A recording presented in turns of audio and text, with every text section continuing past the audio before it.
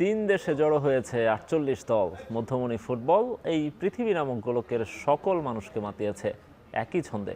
গোলকের ফুটবলের সেরা আসর নিয়ে এখন মাঠের বিশেষ আয়োজন, সঙ্গে আছি আমি নোমান আব্দুল্লাহ। দর্শক, পর্তুগালের ম্যাচ রিপোর্টটা দেখছিলাম, যেভাবে তারা গতকাল উজবেকিস্তানকে উড়িয়ে দিয়েছে ৫-০ গোলে। আমাদের সঙ্গে যোগ দিয়েছেন আজকের যিনি অতিথি আছেন, বাংলাদেশ জাতীয় ফুটবল দলের সাবেক ফুটবলার শেখ মোহাম্মদ আসলাম। আসলাম ভাই, আপনাকে স্বাগত জানাচ্ছি। ধন্যবাদ।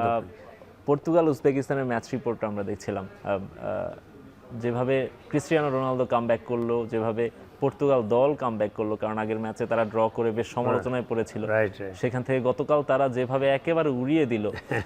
একটা ভালো সুযোগও তাদের সামনে সম্ভবত ছিল, উজবেকিস্তান নবাগত দল, এবং সেই সুযোগটাকে পুরোপুরি তারা কাজে লাগিয়েছেন। এটি যেমন আছে, একই সঙ্গে ক্রিস্টিয়ানো রোনালদো যেভাবে খেললেন, 6টা বিশ্বকাপে টানা গোল করার রেকর্ড, এই লেভেলে এসে, এই বয়সে এসে নিশ্চয়ই ছোটোখাটো কিছু না। আসলাম ভাই, রোনালদোকে নিয়ে শুরুতেই শুনতে চাই।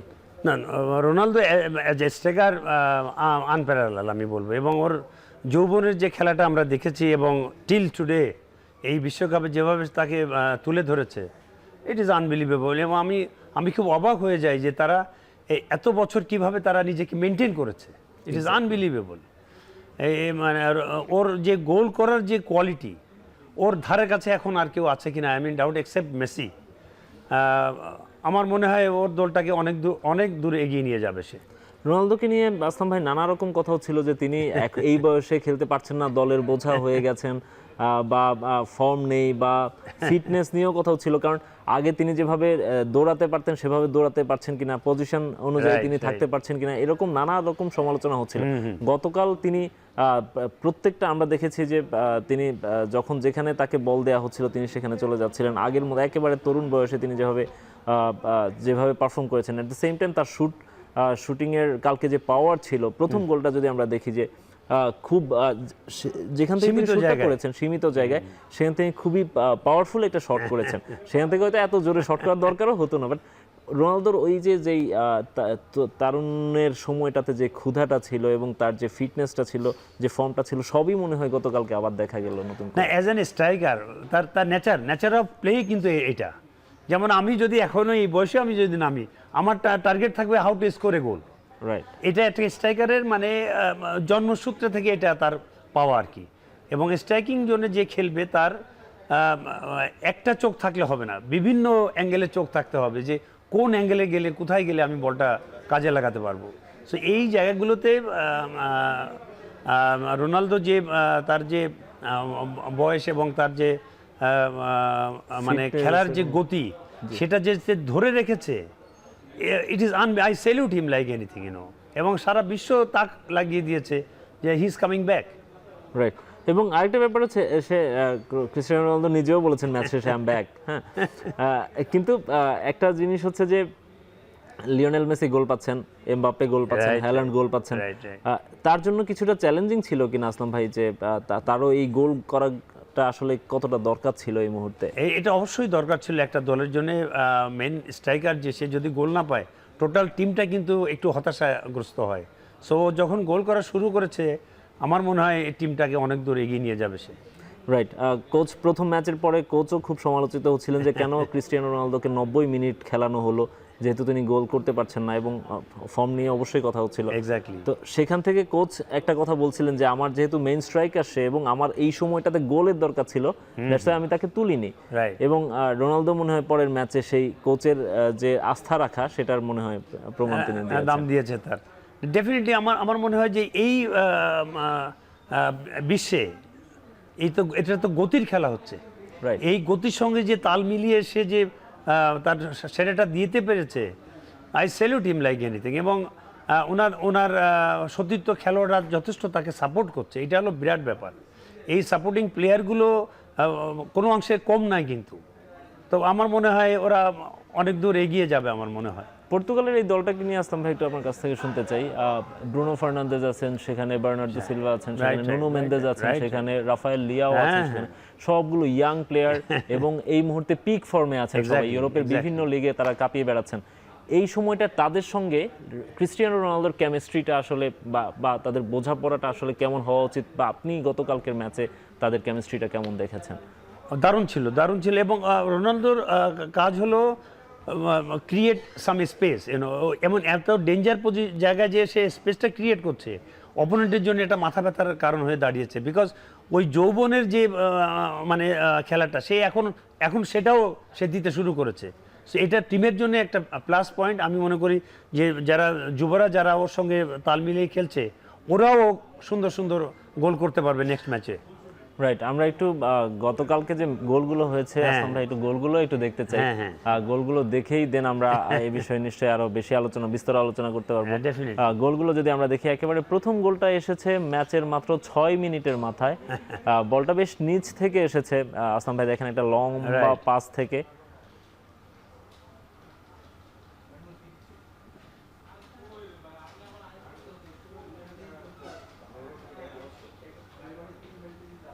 এই দেখেন মানে নিখুঁত পাসটা, এই পাসটা খুব জরুরি, যে ওখানে গোল করা ছাড়া কোনো ওয়ে ছিল না তার। রাইট, এবং এই জায়গাটাতে ক্রিস্টিয়ানো রোনালদোর চেয়ে ভয়ঙ্কর কেউ তো নেই। এক্স্যাক্টলি। তার আগে অবশ্যই ক্রেডিটটা দিতে হবে পাসটাকে, ডেফিনেটলি যে পাসটা দিয়েছে। এবং এরা আমার মনে হয় অনেকবার এই প্র্যাকটিস করতে হয়েছে তাকে এই ধরনের পাস দেওয়ার জন্য, এবং এটা বেটার আন্ডারস্ট্যান্ডিং ছাড়া এটা হতে পারে না। একটা লম্বা সময় তিনি বল হোল্ডও করেছেন, খুঁজছিলেন যে কাকে বলটা দেয়া যায়। সিচুয়েশনটা ক্রিয়েট না হওয়া পর্যন্ত বল দিতে পারছিল না। রাইট,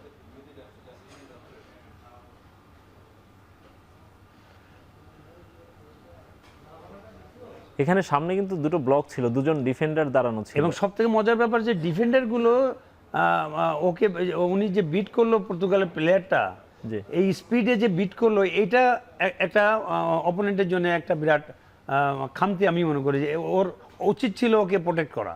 রাইট, সেখানে বক্সের বাইরে ছিল, সেখানে তাকে ট্যাকেল করতে পারতো। হ্যাঁ, অবশ্যই। এবং ওকে ছেড়ে দিয়ে সে কিন্তু এদিকে ভিতরে ঢুকছিল, হুইচ ওয়াজ ভেরি রং। ও উচিত ছিল বলটা সামনে যাওয়া। এক্স্যাক্টলি, এবং যার মাধ্যমে গোলের খাতা খুললেন ক্রিস্টিয়ানো রোনালদো। পরের গোলটাও আমরা একটু দেখতে পারি। এক্স্যাক্টলি, পরের গোলটা এসেছে ফ্রি কিক থেকে, বক্সের একেবারে সামনে থেকে। এখানে কিছুটা বুদ্ধিমত্তার পরিচয় দিয়েছে না, যে ওয়ালটা যে করেছে দ্যাট ওয়াজ রং ওয়াল। আপনি দেখুন ওর পায়ের ফাঁক দিয়ে গেছে। Right, and it was powerful shot, very much powerful. Exactly, এবং এখানেও ক্রিস্টিয়ানো রোনালদোর একটা ভালো ভূমিকা আছে এই ক্ষেত্রে, যে তিনি ডামি ছিল। সবাই ধারণা করছিল যে তিনিই হয়তো শটটা করবেন, শটটা নেবেন। এই জায়গা থেকে আসলাম ভাই আসলে শুট করাও কিন্তু, ফ্রি কিকে শুট করাও কিন্তু কঠিন, কারণ এখান থেকে তো আপনি বলটাকে উপরেও তুলতে পারবেন না, বলটা নিচ দিয়েই আপনাকে বলটা শুটটা করতে হতো, সার্টেন লেভেলে রাখতে হবে আপনাকে। এক্স্যাক্টলি, এবং ইট ওয়াজ পাওয়ার প্যাক শট। এই ধরনের শটই গোল হয়। রাইট, এবং ডি বক্সের বাইরে এই ধরনের গোল আমাদের জীবনে অনেক অনেক আমরা করেছি ইনশাআল্লাহ। এটা খুব ডেঞ্জার জোন আর কি, এটা ডেঞ্জার জোন বলা হয় এই জায়গাটাকে। Right, anything can happen. Fantastic shot. Right, আমরা পরের গোলটাও দেখতে পারি। থার্ড গোলটা এসেছে ক্রিস্টিয়ানো রোনালদোর পা থেকে। সেই গোলটাতে দারুণ বোঝাপড়া ছিল দলের, এবং সেখানে আমরা দেখেছি ব্রুনো ফার্নান্দেজের পা থেকে এসেছিল সেই গোলটা। থার্ড গোলটা যদি আমরা একটু দেখি।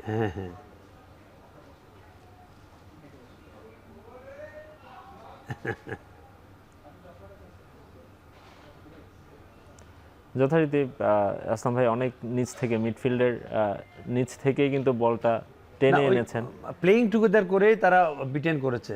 That was fantastic, clinical finishing.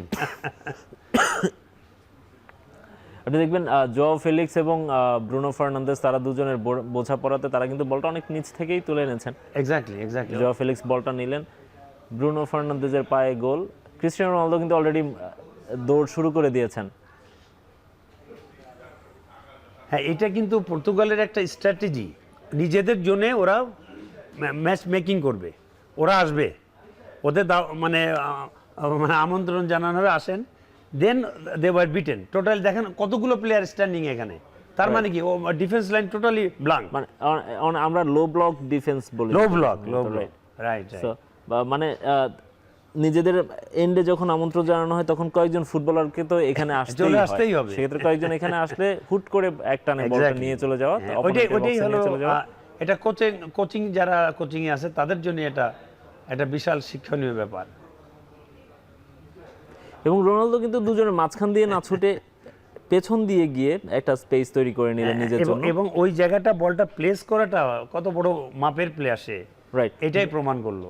Exactly. Bruno Fernandes এবং ক্রিস্টিয়ানো রোনালদোর কেমিস্ট্রি নিয়ে অনেক কথা হচ্ছিল, বলা হচ্ছিল যে তিনি নাকি তাকে বল দিতে চান না, নানা রকম সমালোচনা হচ্ছিল। আর সেখান থেকে এই ম্যাচে তারা আসলে একই সঙ্গে দেখিয়েও দিলেন যে না, মাঠে নামলে আপনি ভালো জায়গায় থাকলে আমি বল দিবই আপনাকে, এটা কোনো মানে কেউ আটকাতে পারবে না। এবং টিম গেমে সেসব মনে রাখার তো সুযোগ থাকেও না, নো চান্স। এবং আমি বলবো ওদের defensive organisation was very poor উজবেকিস্তানের।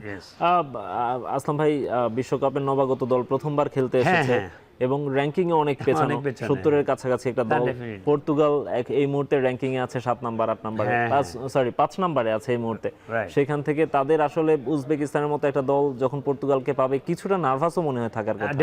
Definitely কিছু নার্ভের উপর প্রেসারও আছে তাদের। এবং পর্তুগালের এই টিমটার যে পেস এবং যে স্পিড এবং ক্রিস্টিয়ানো রোনালদোর মতো একজন প্লেয়ার সেখানে আছেন, সেক্ষেত্রে অবশ্যই মাঠে মনে হয় একটা প্রভাব থাকে ডেফিনেটলি। এবং এই সবাই নিজেদেরকে এত বেশি কাছে থেকে জানে যে চিন্তার বাইরে এরা, এবং দেখা যাচ্ছে অনেক সময় বল মানে থ্রু ছেড়েছে, প্লেয়ার কোনো না কোনোভাবে সেখানে পৌঁছে গেছে। এই যে বেটার আন্ডারস্ট্যান্ডিং, এটা অন্য কোনো দলের দেখা যায় না এইভাবে, এক্সেপ্ট আর্জেন্টিনা, রাইট। আর্জেন্টিনার মধ্যে ওই বোঝাপড়াটার কথা এটা নিয়ে অনেক আলাপ হচ্ছে এবং তাদের মধ্যে এই বোঝাপড়াটা আছে। আমরা পরের গোলটাও একটু দেখতে পারি, ফোর্থ গোলটা, যেটা অনেকটা আত্মঘাতী গোলের মতোই।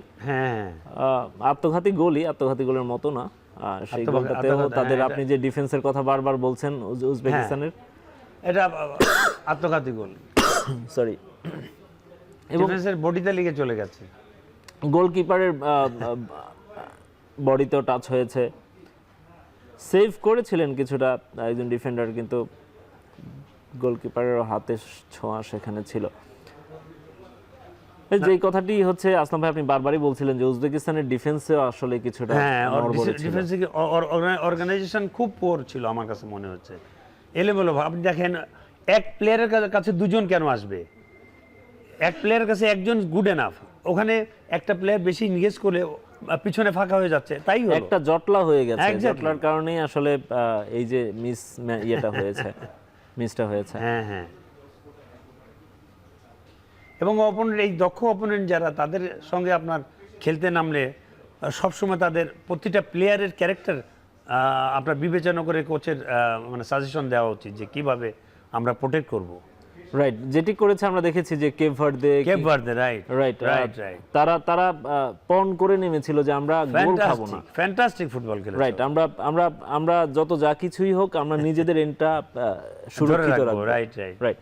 সেটি তারা করতে পেরেছিল, ওই টেকনিকটাতে কিন্তু তারা সফল হয়েছিল। আমরা একদম লাস্ট গোলটাও যদি দেখি, লাস্ট গোলটা পর্তুগালের একেবারে শেষ মুহূর্তে এসেছে, এটিও অনেকটা টিম গোল, খুব সুন্দর একটা অর্গানাইজড টিম গোল ছিল, যদিও রাফায়েল লিয়াওয়ের দারুণ একটা ফিনিশিংও সেখানে আমরা দেখতে পাচ্ছি, বিউটিফুল। না, এই যে ফলো থ্রুটা ডিফেন্সের, এটাই হলো বেটার আন্ডারস্ট্যান্ডিং ইচ আদার, এটাই হলো বড় ব্যাপার যে কোনো টিমের।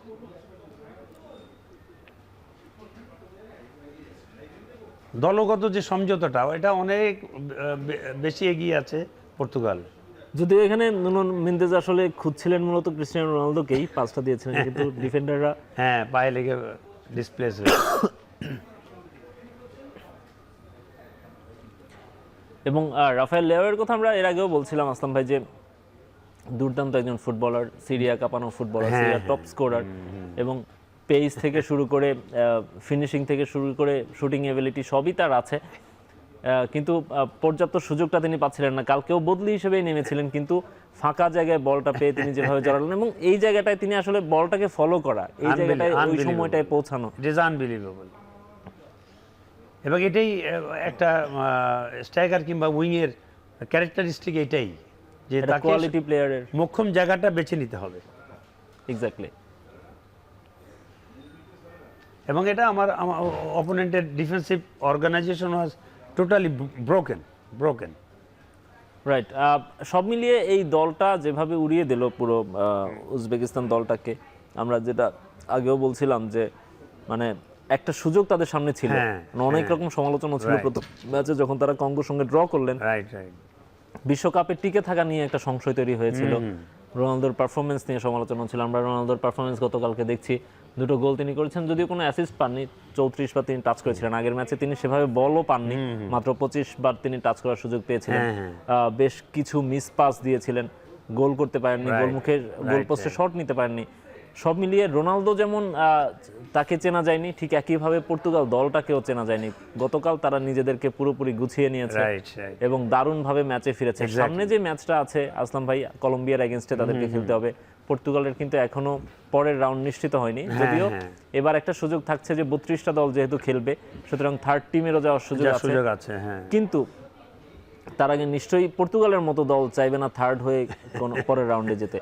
সেক্ষেত্রে কলম্বিয়ার এগেইনস্টে ম্যাচ, যারা এর আগে 2টো ম্যাচই জিতেছে, আসলাম ভাই আপনার কাছে কি মনে হয় পর্তুগাল কলম্বিয়া ম্যাচটাতে কি পর্তুগালকে কিছুটা কঠিন চ্যালেঞ্জের মুখে পড়তে হবে কি? হ্যাঁ, ডেফিনেটলি। এবং কলম্বিয়া খুব বেটার ব্র্যান্ড অফ ফুটবল তারা খেলছে, এবং তাদের যে ডিফেন্সিভ অর্গানাইজেশন আপ টু মাঝমাঠ পর্যন্ত ট্রেমেন্ডাস ফুটবল খেলে তারা, যার জন্য তারা এইভাবে গোল করে তারা এগিয়ে আসছে।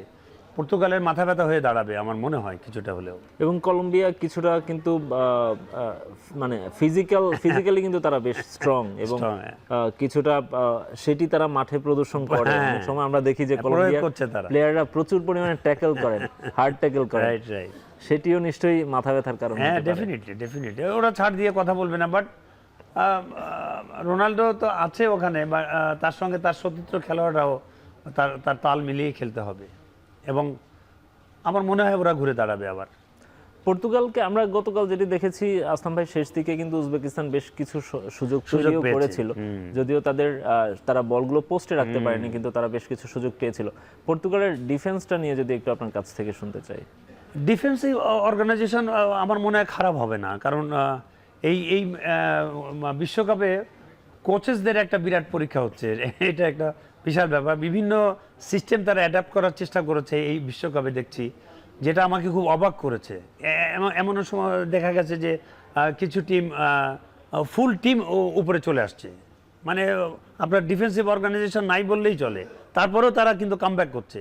এই যে তাদের যে স্ট্যামিনা, তাদের যে মানে দলগত যে সমঝোতা, এটা আমাকে খুব মানে নাড়া দিয়েছে এই বিশ্বকাপে। বিশেষ করে ফুটবল খেলাই তো দলগত খেলা, পাশাপাশি এবার স্পিডটা আরও যোগ হয়েছে, যার জন্যে খেলার আগের যে নান্দনিকতা সেটা কিছুটা হারিয়েছে আমি মনে করি। আসাম ভাই, এখন পর্যন্ত কিন্তু পর্তুগালকে আসলে সত্যিকার অর্থে খুব বেশি বড় দলের মুখে কিন্তু পড়তে হয়। কঙ্গো কিন্তু যদিও তারা ড্র করেছে, বাট কঙ্গো কিন্তু তাদের সেভাবে চ্যালেঞ্জ নিতে পারে না। একই সঙ্গে উজবেকিস্তানও।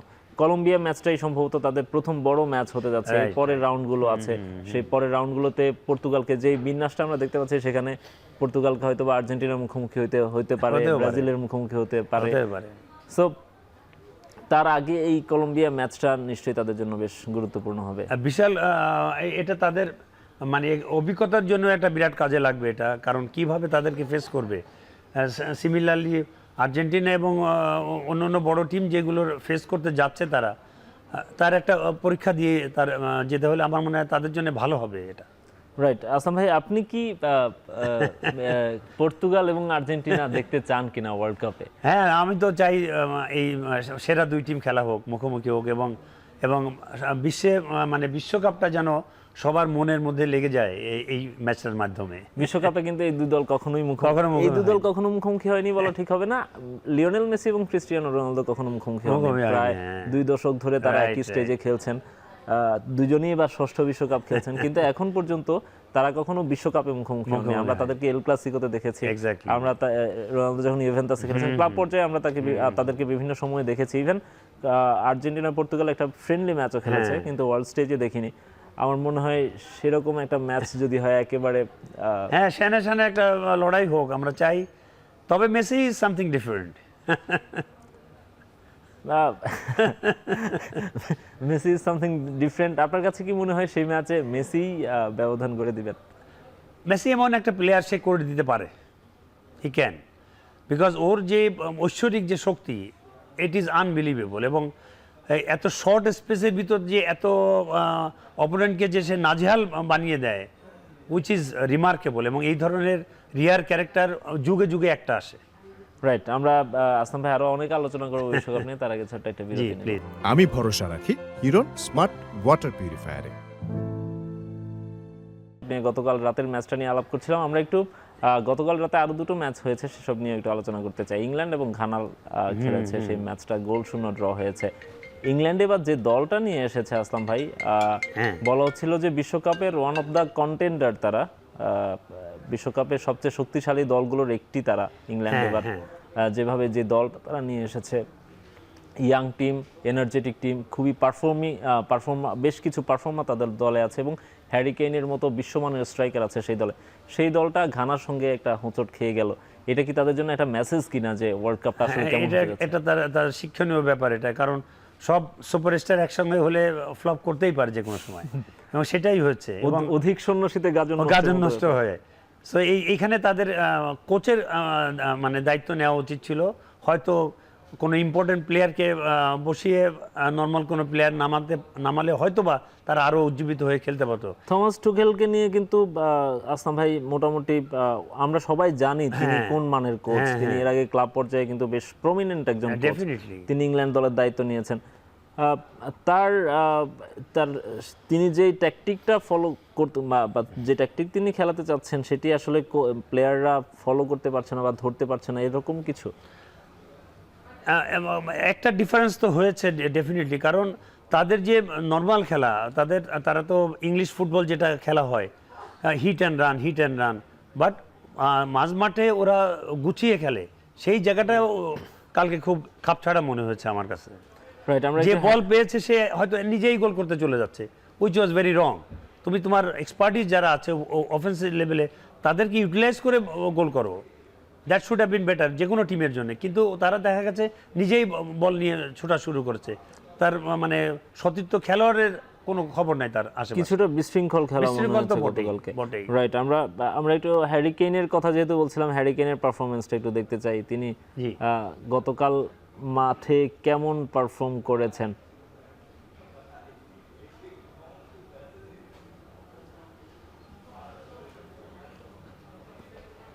হ্যারি কেইনের পারফরমেন্স আমরা পাচ্ছি না। 90 মিনিট তিনি খেলেছেন, 90 মিনিটে কোনো গোল করতে পারেননি, কোনো অ্যাসিস্ট করতে পারেননি, খুব বেশি পাসও তিনি দিতে পারেননি তার সতীর্থদেরকে। বল টাচ করেছেন মাত্র 19 বার। এই 19 বার বল টাচ করলে 90 মিনিটে একটা প্লেয়ার যখন 19 বার বল টাচ করেন, তখনই বোঝা যায় আসলে তার সতীর্থদের সঙ্গে তার আসলে বোঝাপড়ায় কত কমিউনিকেশন গ্যাপ ছিল অনেক। এবং আমি বলবো যে একজন মানে সফল স্ট্রাইকার, প্রতিটা প্লেয়ারের উচিত ছিল তাকে ইউটিলাইজ করা। রাইট, এবং ওই জায়গাটা তারা ধরতে পারে নাই, ওই টিম ওয়ার্কটা তারা মানে ঠিকমতো মাঠে দেখাতে পারে নাই, কিংবা ওর সঙ্গে কোনো কমিউনিকেশন কোনো গ্যাপ হচ্ছিল। ও হয়তো সে অন সাইডে আসে, বল নিয়ে তাকে না দিয়ে উইং দিয়ে খেলাচ্ছে। এই জায়গাগুলোতে কোচের অবশ্যই উচিত ছিল কোনো একটা মেসেজ দেওয়া। রাইট, আমরা যেটা বলছিলাম যে বিশ্বকাপে বড় দল নিয়ে এসেছে তারা, কিন্তু তার আগে এটা একটা রিয়েলিটি চেকও হতে পারে তাদের জন্য যে বিশ্বকাপটা আসলে সহজ মঞ্চ না। ডেফিনেটলি এটা তো সহজ তো হবেই না, কারণ এবার প্রতিটা দল যারা কোয়ালিফাই করেছে যোগ্য দল হিসেবে তারা এসছে, এবং অনেক দক্ষ খেলোয়াড় প্রতি দলেই আছে, এবং দেখার মতো খেলা খেলছে তারা। রাইট, কিছুটা ভজকটও পাকাতে হচ্ছে যেহেতু অনেকগুলো দল এসেছে, সুতরাং আসলে কিছু কিছু দলের ব্যাপারে অনেকের ধারণাও ছিল না সেভাবে, না, right, সেসব দলগুলোই কিন্তু আমরা দেখছি যে বারবার চ্যালেঞ্জের মুখে ফেলে দিচ্ছে। কেপ ভার্দের কথা আমরা বারবারই বলছি, Exactly. আমরা কঙ্গোকে যেমন দেখেছি, ঠিক একইভাবে আমরা গতকাল ঘানাকে দেখলাম। আমার কাছে মনে হয় যে এই দলগুলোর কে নিয়ে খুব বেশি জানাশোনা ছিল না দলগুলোর, সেটিও মনে হয় একটা বড় এটা বড় সমস্যা কারণ, একটা বড় কারণ, ডেফিনেটলি বড় কারণ এটা। রাইট। আসলাম ভাই, আমরা আবারও ফিরবো আপনার কাছে, তার আগে আরেকটা বিরতি নিব। Please, এখন মাঠে নিচ্ছে আরো একটা বিরতি, ফিরছি একটু পরেই। আমি ভরসা রাখি হিরন স্মার্ট ওয়াটার পিউরিফায়ারে।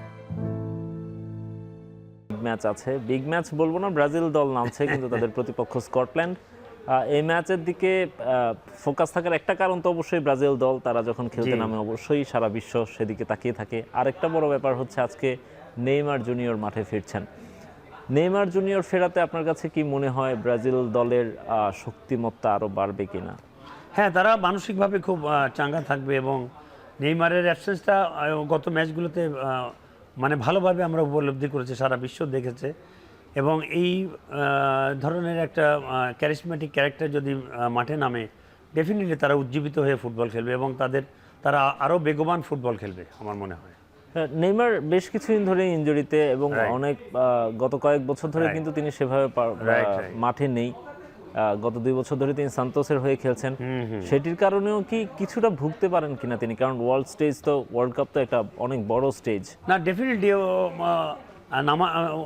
ওকে হয়তো ফার্স্ট 11 নামাবে কিনা আমি জানি না, বাট আমার মনে হয় হাফ টাইমের পরে অথবা যে কোনো সময় তাকে ট্রাই করা যেতে পারে। আসলাম ভাই, যদি দিন ধরে বলি, ব্রাজিলের হয়ে 700 দিন পর নেইমার খেলতে নামছেন। সবশেষ তিনি খেলেছেন 2023 সালে বিশ্বকাপ বাছাইয়ের একটি ম্যাচ খেলেছিলেন ব্রাজিলের হয়ে। এরপর তিনি ইনজুরির কারণে, তারপর আনচেলত্তি আসার পর তাকে কিন্তু ডাকেন উনি। শেষ মুহূর্তে কিছুটা আবেগী হয়ে অথবা ব্রাজিলিয়ানদের প্রতিবাদের মুখে পড়ে তাকে দলে রাখতে হয়েছে। সেসব মিলিয়ে আপনার কাছে মনে হয় কিনা আনচেলত্তির যে ট্যাকটিক্স, আনচেলত্তি যেই মানের কোচ, তিনি যেই মানের ফুটবলটা এক্সপেক্ট করেন দলের কাছ থেকে, সেটি দেওয়ার মতো অ্যাবিলিটি নেইমারের এই মুহূর্তে আছে কিনা? নেইমার ও একটা ক্যারিসমেটিক ক্যারেক্টার, ওর পায়ে বল পড়লে একটা কিছু ঘটবে এবং এই ধরনের বল হোল্ড করা প্লেয়ার মানে যুগে যুগে 2-1 আছে, যেমন মেসি, তার বল যে কোনো সময় সে হোল্ড করতে পারে। দলে এই ধরনের প্লেয়ার খুব জরুরি দরকার। সেই ক্ষেত্রে সে কতটুকু সার্ভ করতে পারবে, এটা হলো বড় প্রশ্ন আমাদের সবারই। তবে দল যে অ্যাটাকিং মুডে আছে, তারা প্রতিটা খেলোয়াড় তারুণ্যের ইয়েতে আছে। আমার মনে হয় যে ওদের সঙ্গে মানে কপ আপ করাটাও ওর জন্য কিছুটা হলেও বিড়ম্বনার ভিতর পড়বে, বাট ও কোচই ভালো জানবে যে কখন তাকে ইউটিলাইজ করবে। রাইট। তারপরেও বলা হয় ক্লাস ইজ পারমানেন্ট। নেইমার নিঃসন্দেহে একজন ক্লাস প্লেয়ার। নিঃসন্দেহে। আমরা একটু ব্রাজিলের 11টা কেমন হতে পারে সেটিও দেখতে পারি। নেইমার ফিরলেও নেইমারকে তো নেইমারের সঙ্গে আরো 10 জন প্লেয়ার খেলবে, থাকবে। সেই সতীর্থরা কেমন হবেন, তারা তাকে কতটুকু সাপোর্ট দিতে পারে, সেটিও অনেকটা দেখার বিষয়। শুধুমাত্র ফরওয়ার্ড লাইনটা তো নয়, একই সঙ্গে মিডফিল্ড কেমন করছে, ডিফেন্স কেমন করছে, সবই দেখার বিষয়। সো আমরা একটু যদি বলি আসলাম ভাই, যে রাফিনিয়াকে আমরা দেখেছি লাস্ট ম্যাচে কিছুটা ইনজুরিতে পড়েছিলেন। ভিনিসিয়াস জুনিয়র দুর্দান্ত ফর্মে আছেন, কিন্তু স্ট্রাইকার যাকেই খেলানো হচ্ছে তিনি কিছুটা ভোগাচ্ছিলেন দলকে। প্রথম ম্যাচে আমরা দেখেছিলাম থিয়াও খেলেছিলেন, তিনি স্কোর করতে পারেননি। গত ম্যাচে আমরা দেখেছি ম্যাথিয়াস কুনিয়া খেলেছেন, জোড়া গোল করেছেন। তারপর ব্রাজিল দলের হয়ে ব্রাজিলের আমরা যেসব লেজেন্ডারি স্ট্রাইকারদের চিনি, সেই তুলনায় কিন্তু তারা কিন্তু সেই রকম প্রোফাইলের ফুটবলার বা স্ট্রাইকার নন। সেই দিকগুলো বিবেচনা করে আজকে যেহেতু নেইমার ফিরছেন, আজকে নিশ্চয়ই স্ট্রেংথ বাড়বে, কিন্তু তাদের ওই নাম্বার 9 বা প্রপার জেনুইন স্ট্রাইকারের কথা আমরা যেটি বলি, সেখানে কি ব্রাজিল কিছুটা পিছিয়ে আছে কিনা? ওদের এটার অভাব পরিলক্ষিত হবে ডেফিনেটলি। এবং নেইমার না, আমার মনে হয় যে ভিনিসিয়াস জুনিয়র এবং ক্যাসিমারো, ওদের কেমিস্ট্রিটা খুব সুন্দর এবং এরা যদি জ্বলে উঠতে পারে, ডেফিনেটলি অপোনেন্ট বিপদে পড়বে। রাইট। ব্রাজিলের ডিফেন্সটা নিয়ে যদি একটু কথা বলি আসলাম ভাই, দানিলো, মার্কুইনোস, গ্যাব্রিয়েল এবং ডগলাস সান্তোসকে নিয়ে হচ্ছে তাদের যে ব্যাকআপটা, যে মানে ডিফেন্সটা, সেটা নিয়েও কিছু প্রশ্ন উঠছে যে দানিলো এবং মার্কিনোস দুজনই বেশ এইজড। গ্যাব্রিয়েল আর্সেনাল হয়ে দারুণ একটা সিজন কাটিয়ে এসেছেন, কিন্তু প্রথম ম্যাচে তিনি বেশ কিছু মিস্টেক করেছেন যেটি সবার চোখে লেগেছে। সবকিছু মিলিয়ে এই ডিফেন্স লাইন আপটা আসলে ওয়ার্ল্ড কাপকে কতদূর নিয়ে যেতে পারবে? আমরা স্কটল্যান্ড ম্যাচটা ধরছি না, কারণ এটা আসলে বিগ ম্যাচ না, হ্যাঁ। এবং ব্রাজিলের জন্য এই ম্যাচটা আসলে পরের রাউন্ডে যাওয়ার একটা স্টেজ। কিন্তু পরের রাউন্ডে গেলে ব্রাজিলের এই টিমটা আসলে বড় দলগুলোর সামনে, বড় দলগুলোর সঙ্গে কিছুটা হলেও তারা থমকে দাঁড়াবে, কারণ ওই ধরনের কোয়ালিটি, যেমন ক্যাসিমারো ইজ এ ক্লাস ফুটবলার, কিন্তু সে ওই ফর্মে আছে কিনা I am in doubt. Right. হ্যাঁ, এই জায়গাগুলোতে আমাদের যেমন ভিনিসিয়াস জুনিয়র ও রেগুলার ইংলিশ লিগ খেলছে, ও একটা ফর্মে আছে, এবং ওর সব মানে বল ধরা থেকে শুরু করে যখন পেনিট্রেট করে দেখার মতো। তো এই জায়গাগুলোতে যদি ওর অ্যাসিস্ট না করতে পারে কেউ, তাহলে তো মিডফিল্ড থেকে বলটা যদি না আসে, এটাই প্রবলেম। সেই ক্ষেত্রে তো ভুগতে হবে কিছুটা। ক্যাসেমিরোকে আমরা প্রথম ম্যাচে সেভাবে পাইনি, ব্রুনো গুইমারেজকে আমরা সেভাবে প্রথম ম্যাচে পাইনি, তবে পরের ম্যাচে তারা কামব্যাক করেছে। এবং ওদের নামের বিচার করতে হলে অপোনেন্ট সেইভাবে তাকে মার্ক করবে, তো তাকে আপনি বিটেন করে যদি বলটা না দিতে পারেন, সেইখানে হলো প্রবলেমটা।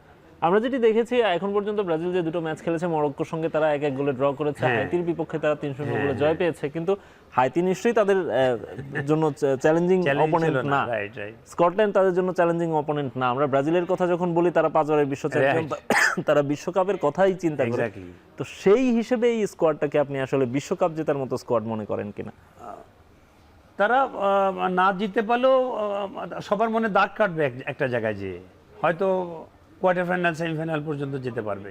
আসলাম ভাই, আপনার কাছ থেকে একটু শুনতে চাই যে আপনি এই বিশ্বকাপে এখন পর্যন্ত যে কটা ম্যাচ দেখেছেন, আপনার কাছে কি মনে হয় সেমিফাইনালিস্ট? আমরা এখন একেবারে মানে আমরা তো কেউ আর সরাসরি বলতে পারবো না, কেউ ভবিষ্যৎ বক্তা না, কিন্তু আপনার কাছে কি মনে হয় কোন 4টা দলে বা সেমিফাইনাল? আমার মনে হয় ইউরোপ ল্যাটিন নিয়ে যুদ্ধ হবে। কোনটা? ব্রাজিল আর্জেন্টিনা থাকতে পারে, ইউরোপ ইএমএল টিম অবশ্যই আসতে পারে, স্পেন। হ্যাঁ, স্পেন, এবং এমবাপ্পেও আসবে। ফ্রান্স। আপনি ইংল্যান্ড এবং জার্মানিকে আগেই আউট করে দিচ্ছেন। আমার মনে হয় ওই জায়গাটা, ওই যে গোল ক্ষুধা যাদের ভিতর নাই, ওইখানে কিছুটা তারা খাপছাড়া ফুটবল খেলবে, আর ওই জায়গাটাই এই এমবাপ্পে এবং এরা গোল মেরে বের হয়ে চলে আসবে। এবং আপনার মনে হচ্ছে যে এবার কোনো চমক থাকবে না সেমিফাইনালে? গতবার যেমন আমরা মরক্কো দেখেছিলাম, হ্যাঁ, ওই ধরনের চমক পাওয়া খুব ডিফিকাল্ট। রাইট। এবার যে ফরম্যাটটা আছে সেখানে আসলে একটু ডিফিকাল্টি হবে। রাইট। আসলাম ভাই, আপনাকে অসংখ্য ধন্যবাদ আমাদের সঙ্গে আজকে যুক্ত হওয়ার জন্য। এখন টিভিকে ধন্যবাদ, আপনাকেও ধন্যবাদ। আসুন। রাইট, আমরা এখন মাঠে নিচ্ছি আরো একটা বিরতি, ফিরছি একটু পরেই। আমি ভরসা রাখি হিরন স্মার্ট ওয়াটার পিউরিফায়ারে। কুইজের মধ্যে আজ থাকছে যে প্রশ্নটি, সেটি হচ্ছে বিশ্বকাপে এক ম্যাচে 5 গোল করা পৃথিবীর একমাত্র ফুটবলার কে? অপশন এতে আছেন ওলেগ সালেনকো, অপশন বি তে জাফন্তে, option C Cristiano Ronaldo, option D Miroslav Klose. উত্তর পাঠাবেন যেভাবে, নিয়ম বলে দিচ্ছি, আপনার মোবাইলের মেসেজ অপশানে গিয়ে টাইপ করবেন EKHON space QZ space 14 space আপনার উত্তর স্পেস আপনার নাম লিখে পাঠিয়ে দিন 26969 নাম্বারে। বিজয়ীদের জন্য থাকছে দারুণ আকর্ষণীয় সব পুরস্কার। এয়ার স্টোর সৌজন্যে বিজয়ীরা পাবেন ঢাকা কক্সবাজার ঢাকা বিমান টিকিট, এছাড়াও হোটেল রেনেসা ঢাকা গুলশান হোটেলের পক্ষ থেকে 10 জন ভাগ্যবান কাপল পাবেন বুফে ব্রাঞ্চ অথবা লাঞ্চ অথবা বুফে ডিনার করার সুযোগ। এর মাধ্যমে শেষ করছি এখন মাঠের আজকের আয়োজন। এতক্ষণ সঙ্গে থাকার জন্য সবাইকে ধন্যবাদ।